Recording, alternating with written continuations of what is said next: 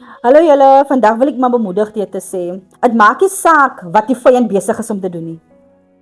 Moenie worry wat hy besig is om te plot teenoor jou nie. Sy kan miskien nie hou nie. Dit kan nie ophou nie. Sy sê voel dit is heeltyd onder attack. Weet dat die Here God is. Die Here sal vir jou beklei. Die Here is groot, die Here is almagtig en as niemand soos hy nie. En as niemand wat kan vergelyk word met die Here nie. Jesaja 59 vers 19 sê, wanneer die vyand soos 'n vloed inkom, sal die gees van die Here, wie?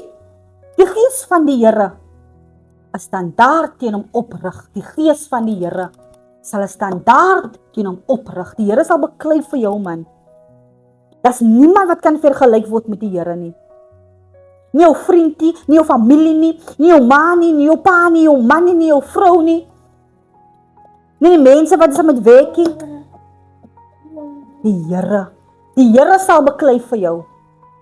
So as jy vandag mismoedig voel, jy kan nie meer hou nie. Hou vas aan die skrif. Jesaja 59 vers 19. Die gees van die Here sal 'n standaard teen hom oprig. Die Here seën.